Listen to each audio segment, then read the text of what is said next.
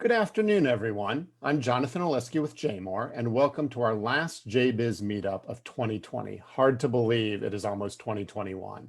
It's wonderful to see so many familiar faces here today, and thank you again for your continued support of JMore and our JBiz business-to-business event series. Just so you can make a note, for 2021, our first virtual event will be January 26th in 2021, and it's about your finances and your future. And we hope to join you then. We'll all be sending you an invitation. Now, before we begin, I just want to give a warm thank you to our loyal and outstanding sponsors who make these virtual events possible. The Goldman Sachs 10,000 Small Business Program at CCBC provides a practical business education and access to capital for small business owners, critically important right now.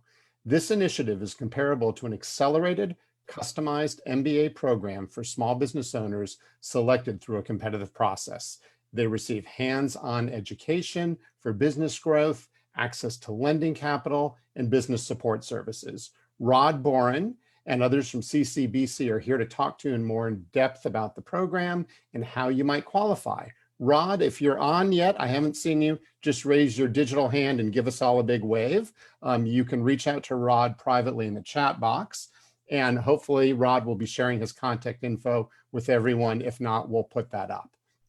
A special thank you as well to the law practice of Nymphos Brow. Nymphos Brow is a lead sponsor of JMore events, our meetups, and our two signature events, Entrepreneur and Innovation in Healthcare. They are a mid-Atlantic business and corporate boutique law firm that helps their clients succeed one relationship at a time. They specialize in corporate, business, startup, and entrepreneurial law, and mergers and acquisitions. I don't believe George Nymphos is on right now. I think he had a conflict, but we will be putting up their contact information as well. All right, and now I'd like to introduce a dear friend, Colleen McKenna. We've been friends, Colleen, I think for almost 15 years. It's kind of crazy. And I've been so incredibly impressed with the company that you founded in 2011, Intero Advisory. Colleen recognized early on that LinkedIn could connect the world's B2B professionals and provide a way to do business, network, further careers, and share knowledge and expertise. Colleen launched Intero Advisory for individuals and companies focused on increasing their sales, their talent initiatives through coaching and training. She has a master's degree in publication design from the University of Baltimore and an undergraduate degree in mass communication from Towson University. Our friends from the Northeast would probably say she is wicked smart. And when it comes to LinkedIn, you're going to get that sense today.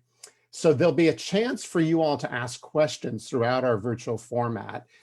Put them in the chat box. Both Colleen and I will be watching for them, and we will do our best to cover all of your questions. Colleen's goal this afternoon is for all of us to leave here with at least one new pearl of wisdom, and I'm confident we're going to do that and more. Finally, about halfway through our event, we're going to have some fun. We're going to draw a winner from all you registered guests for a $100 gift card to Ruth's Chris Steakhouse. And if your name is called, just be sure to send me your address in the chat so we can get that out to you. Without further ado, please join me in welcoming my friend Colleen McKenna. Colleen, take it away. Terrific. It's great to be here, and I would be remiss if I didn't mention that the last event that I did in person was when we were together at the Mount Washington Tavern in February. So this is my second to last event for 2020. I'm so glad you're here. I want this to be a time of learning and encouragement for everyone as you move into 2021. So where this is going to be strategic and practical. I definitely am confident you will be able to enhance what you're doing currently and how you show up on LinkedIn. So as Jonathan mentioned, I started Intero in 2011. LinkedIn was at a tipping point at 2011. So coaching and training was kind of interesting then. I believe in 2016, that was a second inflection point for LinkedIn, and 2020 has been a third inflection point. People are on LinkedIn more now than ever. So our coaching and training, we've really covered and worked with tens of thousands of people, more than 600, it's really closer to 700 companies. I blog, I speak, I just finished a book, which will be published in the next 2 or 3 weeks. And I'm all about helping you stand out. So I really want you to think about, how do you stand out online? And how do you stand out using LinkedIn? We're going to talk about building your brand, nurturing and engaging with your network, and sparking a conversation and being known. There are some people on this call today and who have done all of these things exceptionally well. They're masterful. They're what I call centers of influence. And I'm going to encourage everyone as we go through the session today to think about not only how you show up and engage, but how you create significance and become a center of influence. And we'll talk a little bit more about that. I'm going to show you how to download your first level connections and really start to understand who's in your network. So once again, super practical. Put those comments and questions in the chat, and we'll make this as interactive as we can. So as I mentioned today, I do want there to be a real practical application here. So what I've actually done, and I'm going to drop this in as a link. I'm going to just share this. Everybody will have access to this link. And this is really a worksheet that you can use, and we'll have it as a PDF. And what it is for you to be able to come and build a plan as you go into 2021. So I want you to put some objectives in here. Why are you using LinkedIn? Don't go down rabbit holes. Be intentional and purposeful with your LinkedIn strategy. That will make a difference, as will personalizing. So this document, I'm just going to show it to you really quickly. We're going to come back to it as we start to put some information and fill this in. You can use it now or you can reference it later. It's up to you. But I want you to notate where you are. How are you currently using LinkedIn? And have today be a benchmark. Have it be a benchmark for how many connections and how effective you are on LinkedIn, and start to put a plan together for 2021 so that you can see your progress. So we're going to capture some of this information. I spend a lot of time with clients in 2 particular areas. One, their LinkedIn profile, which we'll talk about, and looking at their current network and how to expand that network. So this gives you instructions on how to download it. We're going to do that today, but I do want you to have a follow-up and how to understand those centers of influence. Those of you who I've worked with a number of times and have really known well over the years. I know Jim Reese is on the call, Steve Navarro, Jonathan, Rod, unbelievable networkers and connectors. And the connective tissue is not only that you create introductions, you remember things, you're always following up. And I consider these people among the most important people in my network. And most of us haven't taken the time to figure out those centers of influence. So I'm going to jump back into the deck, but please do download this. There's some good ways to really focus and start to plan for 2021 right here. Alan, do your comments apply to those who are using the free version of LinkedIn? Absolutely. We're going to spend most of our time today talking about the free version of LinkedIn. And in fact, while you bring that up, which is a great point, let's just talk about the different versions of LinkedIn. The free version, you're going to manage your profile in your network. Some people will upgrade to premium. Premium is going to give you a little bit more access. We have not been recommending premium for the last 3 years because LinkedIn has taken out the best features of premium and they're only available in Sales Navigator. Sales Navigator is what we suggest for people who are focused on business development and sales. And by the way, in my opinion, we should all be focused on business development, regardless of our role in the company.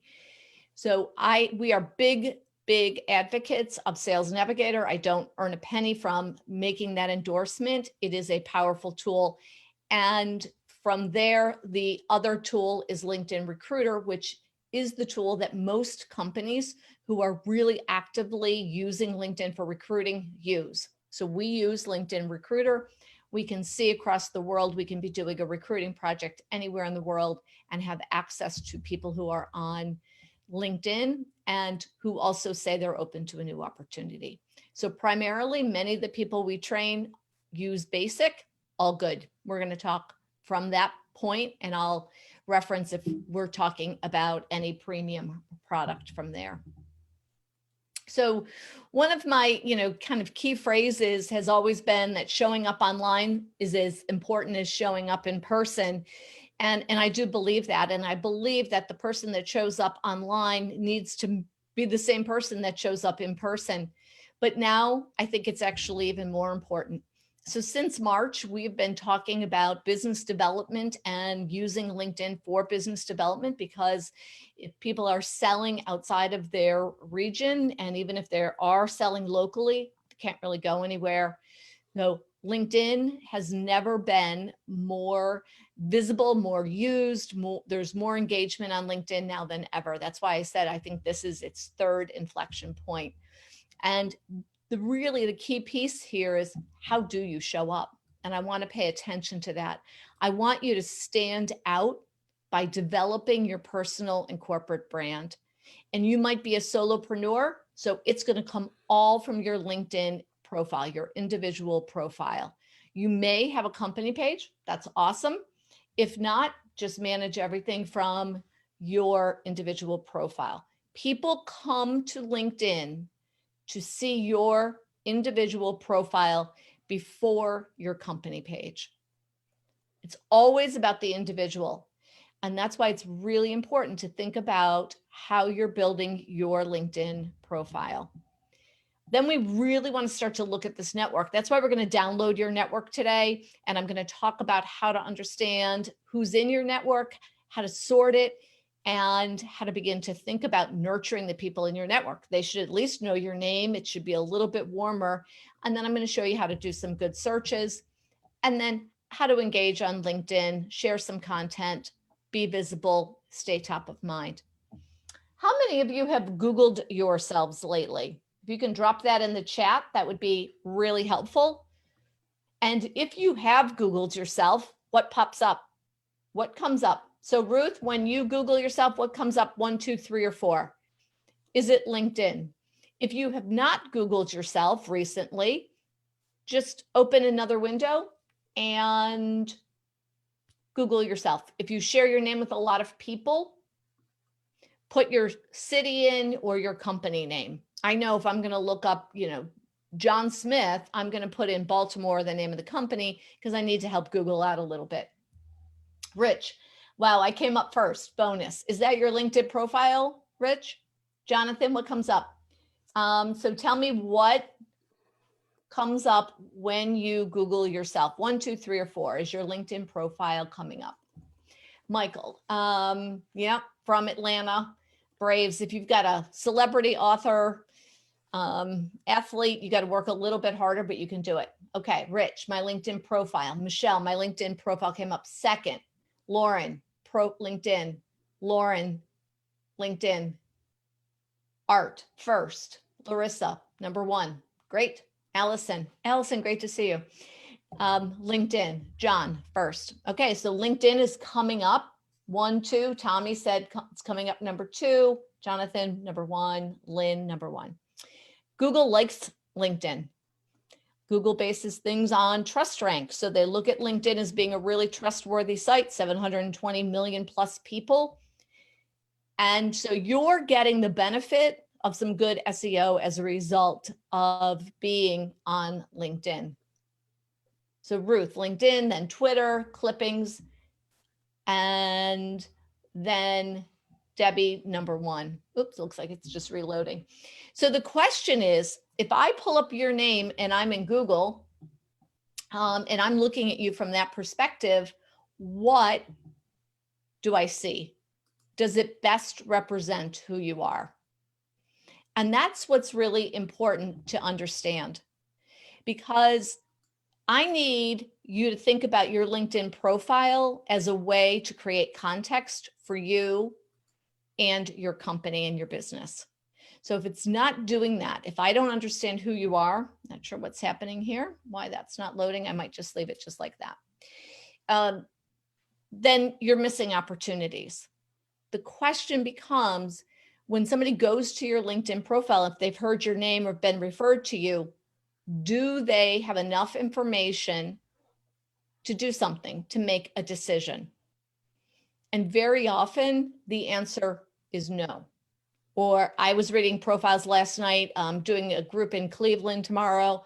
I had no idea what most of those people actually did, knew nothing about their company. That's a missed opportunity. So, Google is really important, but think about LinkedIn as a search engine. If you don't build the right keywords in, people aren't going to find you. So just like Google, Amazon, Netflix, LinkedIn is a search engine. Use it that way. Start to build those keywords in there. Now I want you to go and I want you to take a look at your social selling index. This is going to give us a really quick benchmark for how effective you are on LinkedIn. So I'm just going to come to a new tab. It does not have its own URL, so just follow me on this one. Social, just type in social selling index LinkedIn. And from there, if you're in Chrome, which is where I am, it is usually the first result after the ad. So it says the social selling index, SSI, LinkedIn sales solution. Just click on that. And this went away for a little while. You had to have a LinkedIn Sales Navigator account. It's back. You should land on this page. Everybody with me? Just if we can do a quick thumbs up or a yes, that would be great. All right. And then I'm going to click get your score free. And you're going to see my score went down from what my screenshot was last week. So you can see right now my score is 83. This is always changing. The point, I want you to capture that number, that cumulative number, and then the 4 numbers for each of the 4 areas. Establish your professional brand. That's your profile. Find the right people. How are you building out your network? Are you doing searches? Are you connecting actively? The 3rd, engage with insights. Are you sharing content, posting content, engaging with other people through their content? And 4th, building relationships, talking to people, decision makers, building out a strategic network. The reason I share this, people very often will have scores 10, 12, 15, 20. And after doing some of the things we talk about, they'll text me or email me or message me through LinkedIn, say, I've got my score, it increased 20 points.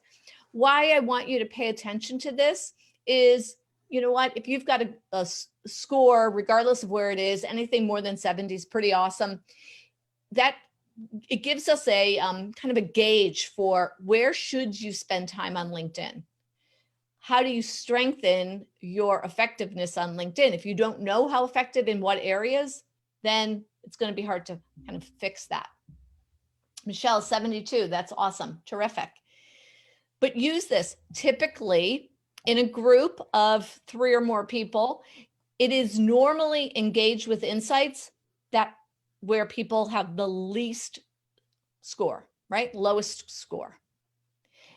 And I would say that my guess is that might be true here. So I'd love to hear, what is your lowest score? Lauren, great job, 61, awesome. So put in what your lowest score is. It is not unusual if it's engaged with insights.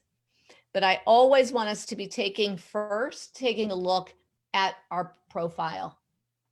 Right, okay, Rich, engaged with insights, Allison, Alan, Larissa. Steve, I'll talk to that in a moment, right? Engaged, so it's not unusual. So the industry, this is how active the people in your industry are. So you have defined an industry in your settings area. Ours is professional training and coaching. Yours might be marketing, Rich, or law practice for some. It could be whatever your industry is. So it's measuring, LinkedIn's looking at that against people in your industry. This, the lower the score, the better. So sometimes CEOs will say, well, nobody in my industry is using it. Awesome.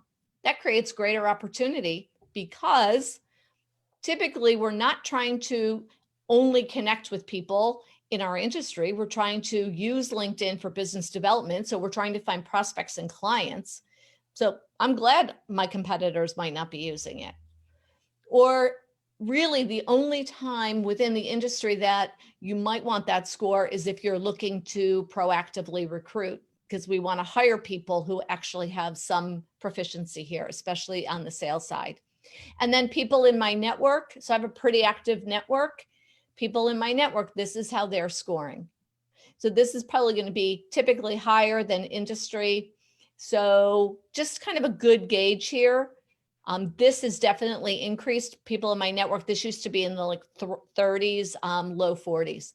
So use this, take a screenshot of it, and we can drop those numbers because you definitely saw that at the front of this worksheet that I provided, I put in an area where you could capture this.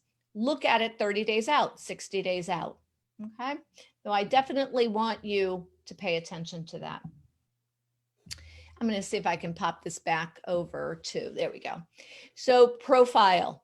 And we have some great questions that people have supplied through to Lauren and Jonathan, and I'm definitely going to get to those questions. They all were focused on an area that was just a little bit further ahead. So I always pull people back and say, can we just talk about your profile for a couple minutes? Because most people overlook this area. And I had somebody who reached out to me yesterday saying, I'm loving LinkedIn. I'm really figuring it out. And I'm using it for business development. I'm not getting the results I think I should get, but I'm sticking with it. And when I looked at their profile, what was very apparent was that I think they're not getting the opportunities they could be getting, even though they're the president of the company, because they had nothing on their LinkedIn profile. So I do want you to pause, assess what's on your profile. So here's Jonathan. First thing, he's got a good background image. I know this because I know Jonathan, I know why this image is there. It could be a branded image with your logo on it. It could be an image from your website. For Jonathan, this is a more personal image. It works. And I think it makes sense. It draws people into your profile. You've got to catch them fast. And you want to make sure your photo is up to date. And trust me, you will look younger, even if you're older, if you have a more updated, more current photo on LinkedIn. Sometimes I look at people and I see them on Zoom and I'm like, ooh, you don't look like you do in your LinkedIn profile. And that's not disrespecting anybody. It's just saying, let's keep these up to date as much as we possibly can. And it should be as professional looking as possible. And notice what Jonathan has done with his headline. President, Calyx Marketing. So I know that's obviously his title, company name. Next to Jonathan's name, Jonathan Oleski, his company is a good keyword. And then he starts to build in some keywords right from the top. So people often miss the opportunity to really expand and use this headline section to its fullest. So I would recommend really thinking about what you put beyond your title here. It could be a tagline, it could be a value proposition statement, but just use it in an effective way. Titles mean different things and for different people. So I'm kind of less impressed with the titles and more focused on the keywords. And John Colson had a question. Can you look up others' SSI score? No, you can't, unfortunately. And so I want you to pay attention to this headline area. These keywords that I want you to think about should be 4 to 6 keywords that are blended and woven throughout your profile. I want you to take your profile from an online resume to a marketing and recruiting tool. That is the most important thing that you can do and take from today's session, a section on profile development. Should we get the name of our company in the headline? Yeah, you absolutely can. And I think that that's helpful because once again, you want to build that out as a keyword. You can also see that Obviously, Jonathan and I are connected. I can tell he's a premium member. And this green circle with a smaller white circle tells me that when I took this screenshot, Jonathan is coming through LinkedIn as having an open session on his mobile device. If it was just a green circle, it would tell me that Jonathan had an open session on his his desktop. Might be when I reach out to him and message him. So use this kind of information. You can change how you show up in terms of manage active status in the settings area. I'm going to pop over into LinkedIn in just a minute and I'll show you that. But I can really glean a lot from Jonathan in 2 seconds. Most people are going to give you about 8 seconds on your LinkedIn profile. So we definitely want to make it worth it. So I'm going to give you some tips. Once again, this deck will be provided for you. If you are interested in having it, you can use it as kind of a workbook.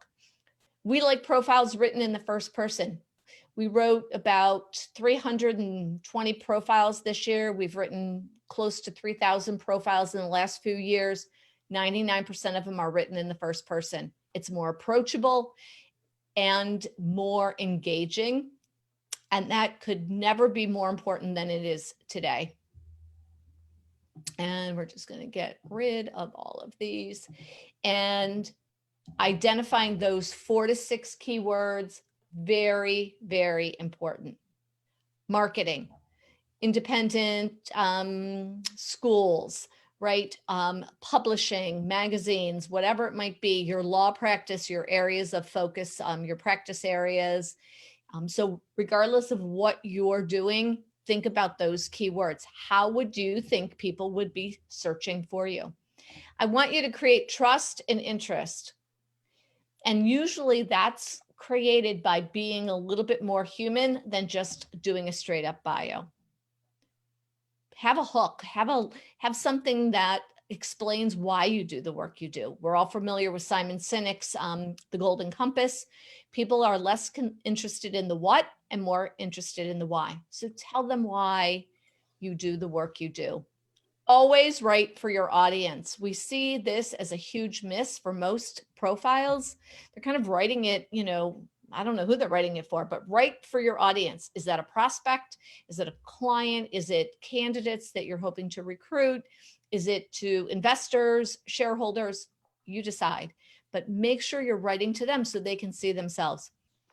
I'm actually suggesting, and this is very true for people in any kind of job search or career transition, add those behavioral assessments in. Predictive Index, Colby, DISC. Put in the tech stack that you're familiar with. Comfortable on Zoom, comfortable working remotely. All really important information in today's world. One of the most important things I think that can be on your profile is that piece that lets us get to know you. Let your personality come out. Be funny, be clever. You can do that. I don't want to go to your profile and read it and think, wow, this could be one of 100, 1,000, 10,000 people. It should be your professional story. Then the most important thing after you talk about yourself is put a description in about your company, right? Put that common language in, especially across your company, but talk about your company. Your about statement usually has some good keywords. And do keep your paragraphs short. People are still using, their phone, not as much as they were before COVID, but they still are. So keep those paragraphs short. Let people kind of cruise through your profile and put all those sections in there.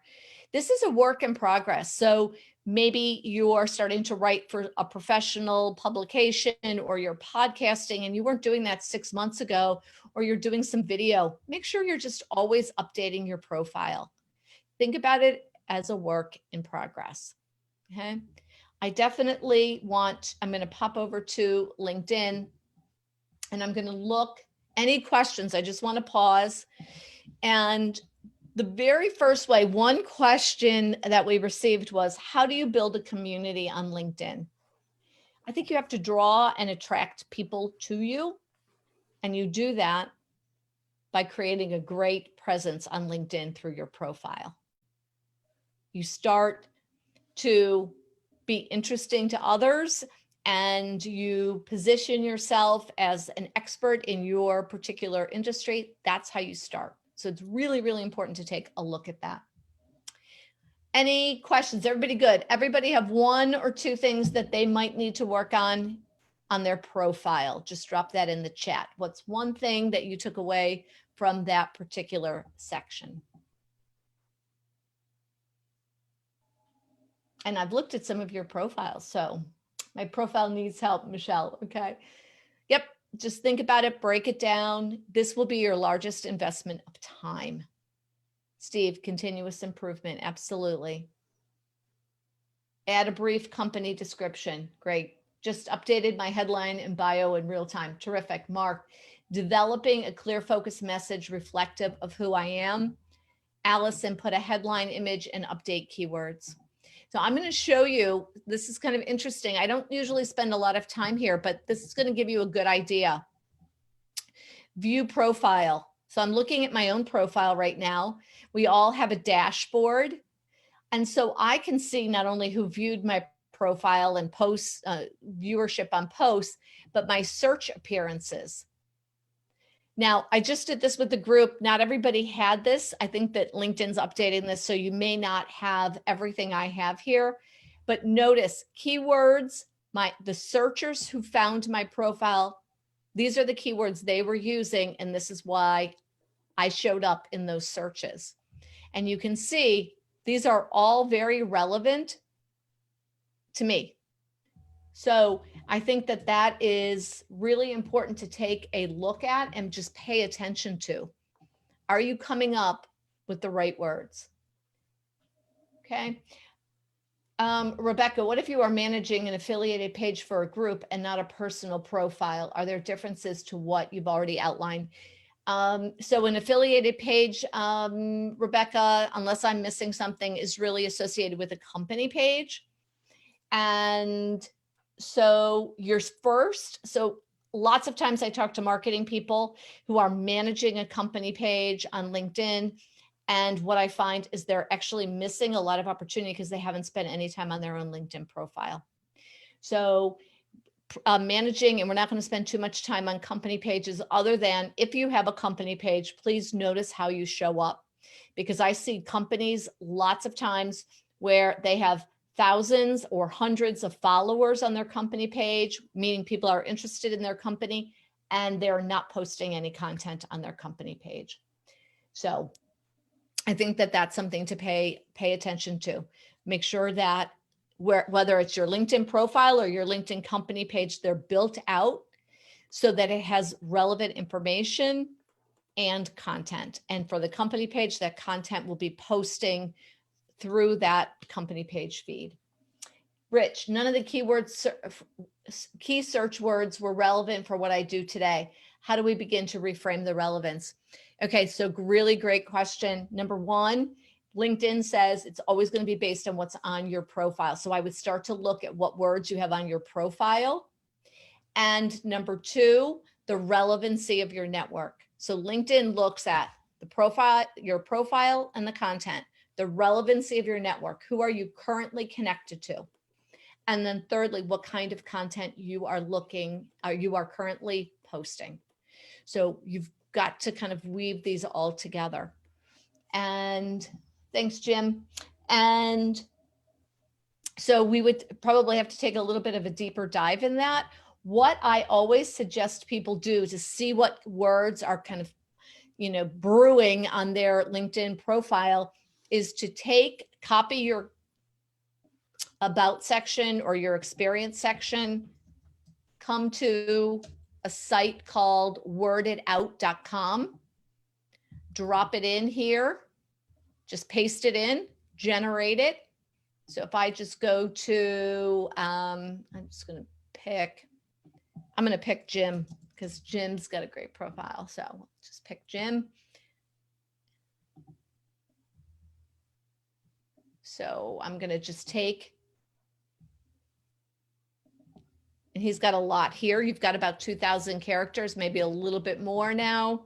LinkedIn's kind of expanded that. So I'm just pasting that in.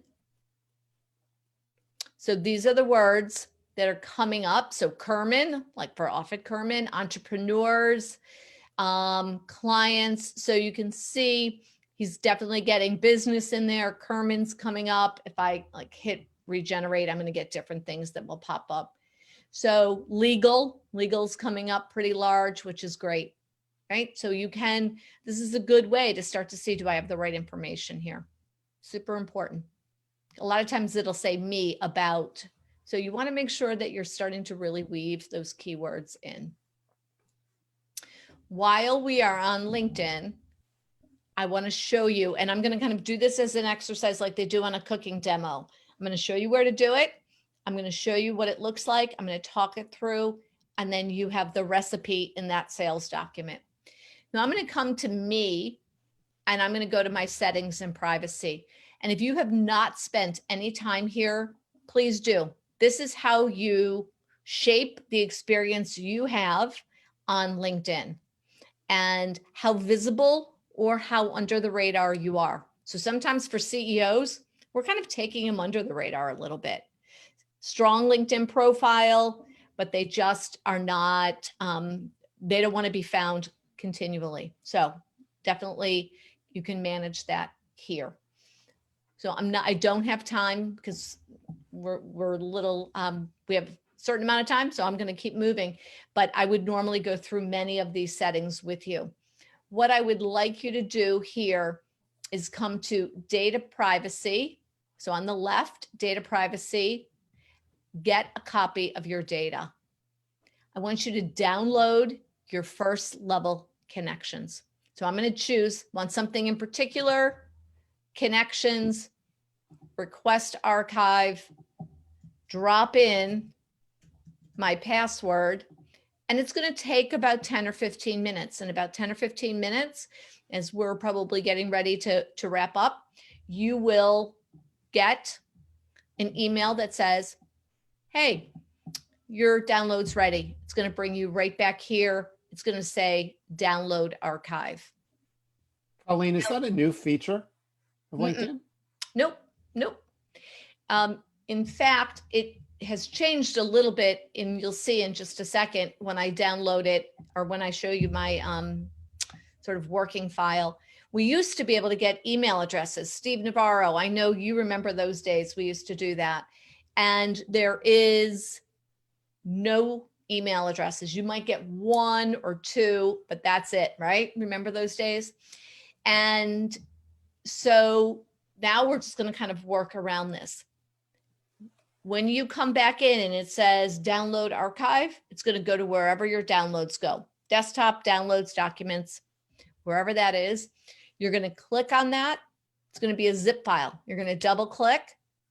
You're going to open that folder. It's going to be a CSV file that when you open it, it will open in Excel. Allison, are you good? Larissa, can you download for a business page as well? Yes and no. No and yes. No, you can't.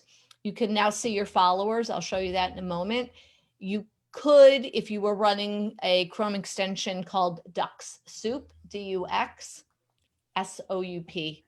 I'll put that in the chat for everybody.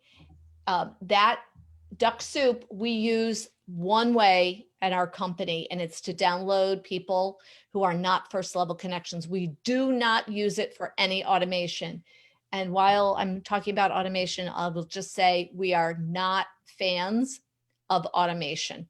We see it go wrong more than we see it go right and create many, many problems for clients of ours. So it's called DuxSoup, and it's $14.99 per month. So let me come back to our first level connections. Here they are. This is a dummy file. And you'll see what you'll find when you download this and open it is first name, last name, company, position, and when you connected with people.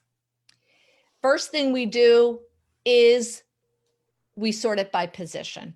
Somebody has 500, 1,000, 5,000, 10,000 people in their network. I don't want people going line by line. I want you to kind of gather by position the people that you want to engage with, right? The people that could hire you, the people that you might want to recruit, whatever it might be for your objective on LinkedIn. So I do position first. Very often I'll come back in. I'll also sort it by company. On average, in business, in B2B business development, there are 5.4 people engaged in a buying decision. 5.4. Are you connected with a number of people in your top companies? Or are you only connected to one person? In our top clients, I'm connected to as many people as I can be in those clients. One client, I'm connected to over probably close to 300 people in that account. And I do that intentionally. So this is really important. The number one thing that we find when people look and download their network is that they're not connected to their clients. Everybody has a client, right? If you're in a hospital setting in healthcare and you work for a hospital, your clients might be department heads or whomever you're supporting as it relates to marketing. So everybody, we all have clients. So think about who those people are. So now I'm going to come and I'm going to open up and I'm going to go to the front of my spreadsheet here, and I'm going to add some new columns. My columns may look different than your columns. Can everybody see my screen? Yep. Yep. Okay.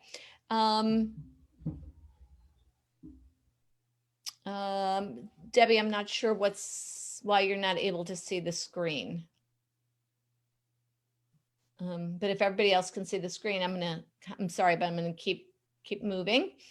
So my columns are for breaking down everything so that I can begin to nurture and understand who's in my network. And how I'm going to look at it is like this. Column A, know, K-N-O-W, reach out. These are the people I know. I haven't talked to in a while. So actually, before we jumped on the call today, I actually messaged Rod Bourne and I was like, oh, okay, haven't talked to him in a while. Would love to catch up. Steve Navarro, catch up. No, reach out. These are the people we've been telling our clients you've got to be communicating with this year. Next column, should know better. You met them. You know, Debbie, you will not be able to download it. You will not be able to download this exercise on your iPad. You do need a desktop. These are the people that you should know better. We all have those people in our networks. We've all connected with people. We talk to them at a conference, a networking event. Even from this call, there should be people creating new connections. Column C, prospecting, your prospects, right? Column D, your clients. Each one of these groups probably get different kinds of messages. You've got to personalize these messages on LinkedIn. My third column, centers of influence. Those 5, 10, 12 people in your network that make it happen. Great connectors. Very, very always relevant, always there, always open to introducing you. By the way, your goal in 2021 should be to become a COI. You have clients, maybe you can help introduce them to other people. If you have a client and they need an accountant, do you know 3 accountants that you can introduce them to? You need to add more value, build out a great network. The next column, I have members. It could be networking associates. It could be any number of things. People in your industry is another column. Last column, delete. We all have really super, super random people that we do not know. So Ruth, COI, question mark, center of influence. You know, like, and trust them. They know, like, and trust you. They have a good network. They use LinkedIn. You want to identify those people within your network who are great COIs and do some intentional networking. There are people on this call that are just amazing at that. Jim Reese, who left a few minutes ago, amazing at that. That's what he does for a living. He's awesome at it. become a center of influence. Be the person that reaches out and introduces people on LinkedIn. So that was really a quick exercise. I know somebody asked, how do you do that again? It is in the document with step-by-step directions. I have it right in this document. This will take you to a tutorial. So I want to keep moving and I want to pull this up. I want to go back to LinkedIn. As I mentioned, you can't download your followers, but you can now, if you have a company page. So I'm going to come into my company page. I'm an admin. And now I can see those followers, right? So I can see who's followed. I might reach out, send them a message and thank them for following. Very often it's because they are interested in our content, but do pay attention to those followers if you're an admin. And if you have a company page and are kind of the brand, you're a solopreneur or you have a company and you're looking to increase the number of followers on your company page, you may notice that you can now come in and invite your connections to follow your company page. One of the best things LinkedIn has ever done. So you're taking your network and now you're saying, hey, will you follow our company page? But do make sure that you have something to follow. If you have a company page but no content, start by adding content to the company page. Okay, really, really important. So doing an assessment after a session like this, number one, how do I show up? How do people in my company show up? What are we doing on our company page? How are we engaging? Because the number one thing that's happening for marketing teams of and companies really of every size, from 2 to 3 people up to 10,000, is they're creating content. So they're spending money, time, and effort on creating original content, blogs and videos and case studies, etc. They're putting them on these channels, but no one's sharing it into the network. So you need to get the people on your team to share the content into their networks, because on average, a person, an individual, will have 10 times more first level connections than the company page will have followers, right? So we got to get that content into those company pages. Colleen? Into those networks, rather. Yes. I just wanted to pause for 15 seconds and say we have just chosen our winner of the $100 Ruth Chris gift card, and that is Ruth Young Tyler. So congratulations, Ruth. You are headed to Ruth's Chris for some holiday fun. So if you could kindly, in the chat box, send me your address, we will get that in the mail to you. Thanks so much. Great. Great. Thank you. Absolutely. So building that community is really, really important. And building that community starts with having connections, talking to those people, engaging with them. Rich, is there a difference between connections and followers on our personal page? So great question. So the way it works on your personal profile is you have first level connections. You also have followers. Every connection becomes a follower. Not every follower becomes a connection on your personal profile. So important distinction. On your company page, you simply have followers. If you have groups, they're going to join your group, or you're going to join their group, whatever that may be. So definitely you can have, like I have people who just follow my content, but I am not connected to them. And I want to show you one more thing here, and then I'm going to kind of do some next steps. Who's viewed your profile? Rich, can we do that whole download exercise without followers? Oh yeah, absolutely. So that'll actually it'll just work out that way because you're only downloading your first level connections. So those followers would not be first level connections, so they would not get pulled in that download. Does that make sense? Art. So if you have a follower that is not a connection, it seems like that might be someone worth reaching out to. Yeah, absolutely. Absolutely. Most people have more gain those followers because they're posting a lot of content. Okay. One thing I want you to pay attention to here on who's viewed your profile, you can see what's happening here. I did some sessions last week, less this week, so I can sort of track where I'm going. But notice I can see, because I'm a premium member with Sales Navigator, who's looking at my profile. Please do not click connect from this area. I want you to, as a best practice, always go to somebody's full profile. So here's Keith. Connect from here and add a note. Please personalize why you're connecting with somebody. I have probably 100 and some open connections, invitations. Most of those, I have no idea why they want to connect with me. So do create that context. It's really, really important. Why do a lot of people in LinkedIn don't put their email or phone in their contact information? They do, probably more than you may realize they do. It's just that they can determine who sees that. So most people will say first level connections can see that. But some people will say no one can see it. So it depends. But typically that's why we always suggest people get connected first. Okay.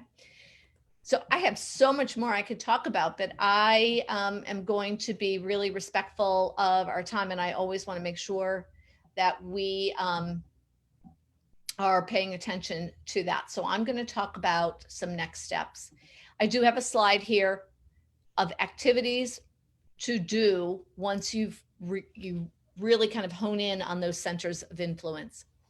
Why does LinkedIn not allow us to see everyone who is viewing our profiles in the free version? Because one of the ways LinkedIn drives revenue is through those premium memberships. So it is just a way to encourage people to upgrade. So no other reason than that, Ellen. I think that's probably the biggest reason. So some next steps. Craft a plan for LinkedIn. Put time on your schedule so you can be in LinkedIn and pay attention to what you're doing and honor that time. Develop your personal brand. Continually work on this. Update your background image every couple of months just to make it interesting. Download those first degree to connections. Look for the gaps and the opportunities. I know there's opportunities in there that are waiting to be realized, but you have to go in and kind of look at them, reach out to people. Know the kind of content that is valuable, post consistently. You don't have to do it, if you've not done it before, you don't have to do it every single day. Start with twice a week, then move to 3 times a week. Go for significance. I'm not really about social influence. Social influence comes from building significance and a highly engaged network that knows you and engages with you. The more you personalize on LinkedIn, the better. That's what's most important. So I want you to stand out. And to me, that means building significance over time with authenticity, networking, dedication, open-mindedness, understanding of how people use LinkedIn, and a great deal of tenacity. I've got this card in here. You can set an activity for yourself, just like you can in that sales document. And here's my contact information. Happy to connect with you on LinkedIn. And that will wrap us up with 3 minutes to go. Colleen, that was fabulous. Thank you so much. I have one question that's kind of been burning for since we set up this event. So I put a LinkedIn post up maybe last week, the week before. I tagged you. I tagged about 20 people here. I think it's something like 1,003 views. Mm-hmm. What does that really mean? 1,003 views? Does it mean anything? What is that metric? So it is that it showed up in their homepage. So it came to my homepage. I saw it, right? But I didn't do anything with it. So the key is we can get lots of views, but we really want to get engagement on that. So doing that @ mention, even hashtags, adding those in, very important. the hashtags. 3 really on LinkedIn, much more than 3, it kind of gets overdone and distracting. But the more that you put and call those people out like you did, the better. Great, great insight. Thank you so much. Absolutely. Thanks, everybody. I really appreciate it. Please comment on live messaging using LinkedIn. On live messaging. So do you mean direct messaging your, can you just maybe clarify that a little bit? Because there's LinkedIn Live now, which is something else. So I want to make sure I'm answering that correctly. And somebody did ask a question about live streaming on LinkedIn, doing live events, run the events through your company page. If you have a strong company page, it's more effective right now than through the personal page. And live streaming, it's okay, but it interrupts people. So I am not really all about that so much. I find it a little bit distracting. Real-time messaging and chatting, I love it. If you saw my SSI score, it's 25 in relationship building, as I talk to people through direct messaging all the time. Absolutely. So I think that is really, really effective. And there's some AI in there. So the AI works.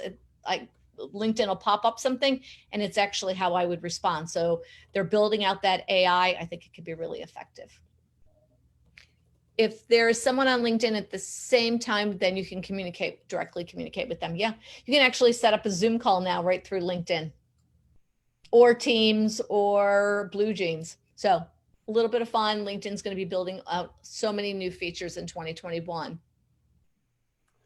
All right, and Colleen, we've hit that magic bewitching hour of 5:30. So again, on behalf of everyone on the Zoom, thank you so much. To everyone here, I want to wish you a happy Hanukkah, a Merry Christmas, a Happy New Year. If you're an atheist, a wonderful New Year. Everyone be safe and be sure to join us in January and look for all of our virtual events as we continue pivoting and engaging our fellow business folks. Thanks, everyone. Have a great night. Thanks, Colleen. Bye.